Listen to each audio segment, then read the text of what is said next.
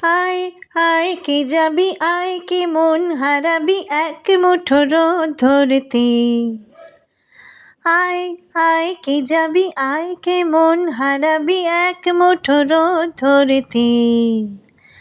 আয় পেরিয়ে চেনা দৃশ্যগুলো, পেরিয়ে আয় না যত ময়লা ধুলো ঠেলে ফেলে রেখে পিছুটান একঘে গান। আয় আয় কে যাবি আয় কে মন হারাবি এক মুঠো রোদ ধরতে। আয় পেরিয়ে চেনা দৃশ্যগুলো, পেরিয়ে আয় না যত ময়লা ধুলো ঠেলে ফেলে রেখে পিছুটান একঘে গান। আয় আয় কে যাবি আয় কে মন হারাবি এক মুঠো রোদ ধরতে। নমস্কার বন্ধুরা, গানে গানে সঙ্গীতার রান্নাঘরে আপনাদের স্বাগত জানাই। আমি আজ চলে এসেছি পালং শাকের একটা ভালো রেসিপি নিয়ে। এটা পালং শাকের একটা চচ্চড়ি হবে। আমি সব ইনগ্রিডিয়েন্টসগুলো আপনাদেরকে একে একে জানিয়ে দিচ্ছি। রান্নাটার জন্য আমি এখানে নিয়ে নিয়েছি 1 আঁটি পালং শাক। সেটাকে আমি কুচিয়ে ভালো করে ধুয়ে রেখেছি। আর খানিকটা বড়ি নিয়ে নিয়েছি, এই বড়িগুলোকে ভেজে রান্নাটার মধ্যে দিয়ে দেবো। আর এখানে নিয়ে নিয়েছি, যেহেতু পালং শাকের চচ্চড়ি করব তাই জন্য কিছুটা সবজি, শিম, আলু, কুমড়ো, কড়াইশুঁটি, খানিকটা বিনস আর টমেটো। আর এখানে কয়েকটা কাঁচা লঙ্কা চিড়ে রেখেছি। এখানে খানিকটা আদা গ্রেট করে রেখেছি। আর ইলিশ মাছের একটা ছোট মাথা আমি ভেজে রেখেছি এই চচ্চড়িতে দেবো বলে। গ্যাস জ্বালিয়ে আমি কড়াই বসিয়ে দিয়েছি এবং তাতে খানিকটা সর্ষের তেল নিয়ে নিয়েছি বড়িগুলোকে ভাজবো বলে। তেলের মধ্যে বড়িগুলো দিয়ে দিলাম। ভালো করে নেড়ে বড়িগুলোকে লাল লাল করে ভেজে নিচ্ছি। বড়ি সাধারণত তেল টেনে নেয়, দেখেছেন? তেলগুলোকে সব টেনে নিল।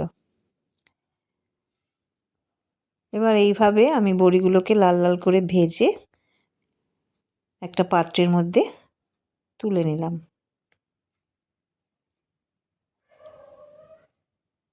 কড়াইয়ের মধ্যে এবার আমি আবারও খানিকটা সর্ষের তেল দিয়ে দিলাম। তারপর তেলটা গরম হলে এতে আমি একটা শুকনো লঙ্কা ভেঙে দিয়ে দিয়েছি আর দিয়ে দিলাম খানিকটা পাঁচফোড়ন। এবার সমস্ত সবজিগুলোকে আমি এর ভেতরে দিয়ে দিলাম। সমস্ত সবজিগুলো দিয়ে এবার ভালো করে নেড়ে দেব।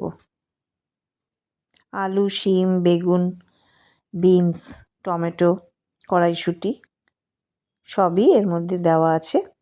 এবার আমি ভালো করে নেড়ে দিচ্ছি।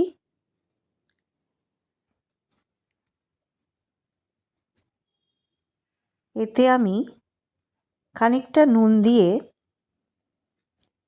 একটা ঢাকনা দিয়ে ঢেকে দেব, যাতে সবজিগুলো একটু নরম হয় এবং সেদ্ধ হতেও সুবিধা হয়। একটু নেড়ে দিলাম নুন দেওয়ার পরে। তারপরে আমি একটা ঢাকনা দিয়ে ঢেকে দিচ্ছি।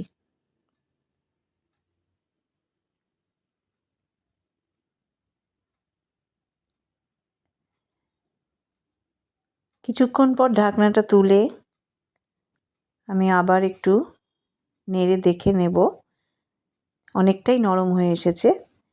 এবার এতে আমি চিড়ে রাখা কাঁচা লঙ্কাগুলো দিয়ে দিলাম আর গ্রেট করে রাখা আদাটা দিলাম। তারপরে কুচিয়ে রাখা পালং শাকগুলোকেও দিয়ে দিলাম।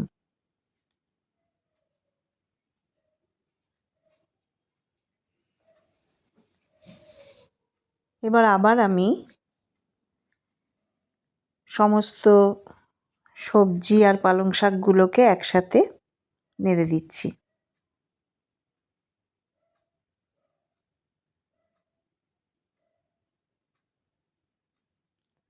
ভালো করে কষিয়ে নেব।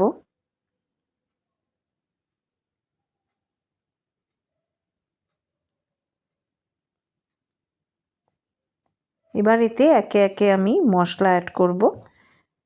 1 চামচের মতো হলুদ দিলাম, 1 চামচ জিরের গুঁড়ো, একটু লঙ্কার গুঁড়োও দেব, কিন্তু আপনারা না চাইলে নাও দিতে পারেন। ধনের গুঁড়ো 1 চামচ দিয়ে দিয়েছি, ধনের গুঁড়ো দিলাম। এবার ভালো করে আবার সমস্ত সবজি, পালং শাক আর মশলাগুলোকে একসাথে মিশিয়ে নিচ্ছি।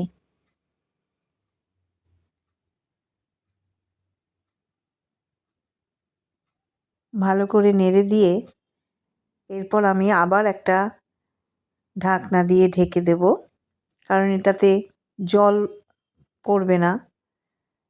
সামান্য হয়তো একটু জল দেব পরে, কিন্তু জল সেরকমভাবে না দিলেও চলে। ঢাকা দিয়ে দিয়েই রান্নাটা করলে পরে নরম হয়ে যায়। আমি এবার একটু স্বাদ মতো নুন দিলাম, কারণ প্রথমে আমি অল্প একটু নুন দিয়েছিলাম, তাই স্বাদ মতো নুন দিয়ে দিলাম। আর একটু চিনিও দিয়ে দিলাম। কেউ যদি চিনিটাকে না দিতে চান সেটা আপনাদের খুশি, সুগার থাকলে অনেকে চিনি খায় না। এবার ভালো করে নেড়ে দিচ্ছি।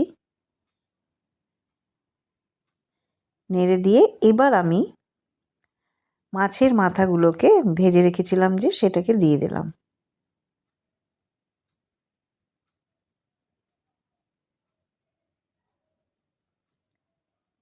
ইলিশ মাছের মাথা দিয়ে করলে একটা খুব সুন্দর সেন্ট হয়। এবার আমি একটা ঢাকনা দিয়ে ঢেকে দিলাম। কিছুক্ষণ পরে ঢাকনাটা তুলে নিয়ে দেখুন একটু জল বেরিয়েছে।